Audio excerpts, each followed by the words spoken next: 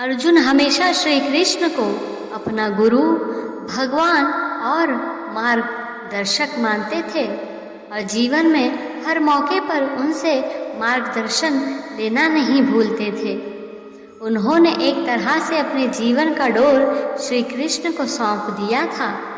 महाभारत युद्ध के बाद दोनों बैठकर जीवन दर्शन की बात कर रहे थे।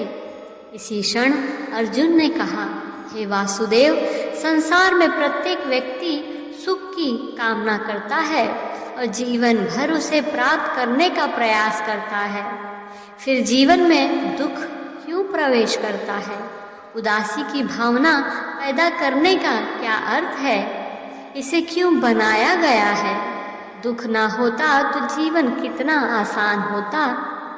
सुख और दुख दोनों विपरीत भावनाएं हैं और उनकी गति ने आम जीवन को दयनीय बना दिया है।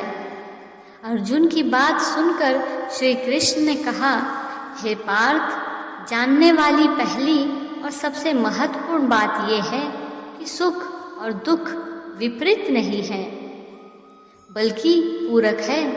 वास्तव में ये एक ही सिक्के के दो पहलू हैं। दुख नहीं होगा तो सुख की अनुभूति भी नहीं होगी। जब दुख आता है तभी सुख पाने की इच्छा होती है, नहीं तो सुख की कीमत मनुष्य नहीं जान पाता। यह सुनकर अर्जुन ने कहा, हे माधव, फिर एक ऐसा वाक्य कहो जिसे दुख में पड़ने से मन को सुख मिले और सुख में पड़ने से मन पर नियंत्रण हो, अर्थात सुख और दुख में वो चीज समान रूप से प्रभावी हो। श्री कृष्ण मुस्कुराए और बोले, ये समय भी बीत जाएगा। हे अर्जुन, समय का पहिया कभी एक जगह नहीं रुकता। दुख आया तो एक दिन चला जाएगा और सुख आया तो एक दिन चला भी जाएगा। ये भी तय है कि दोनों बारी बारी से वापस आएंगे, क्योंकि यही जीवन है। अर्जुन ने तुरंत श्री कृष्ण के चरण वंदना की और कहा, सत्य है प्रभु, अब कोई संशय नहीं। ध्यान रहे, समय सबसे बलवान है। उसे अपनी गति से आना है और जाना है।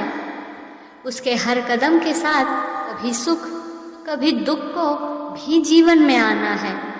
इन दोनों के आने से व्यक्ति को घबराना नहीं चाहिए, क्योंकि समय कब एक साथ रुका है।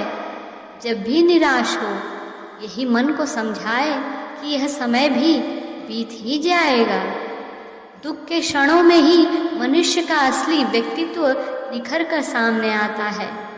दुख एक कसौटी है, सुख का मार्ग है, इससे होकर जाता है। सुख और दुख केवल मन की अनुभूतियां हैं। अगर हम हर परिस्थिति में प्रसन्न रहते हैं तो अभावों के बीच भी हम सुखी रहेंगे।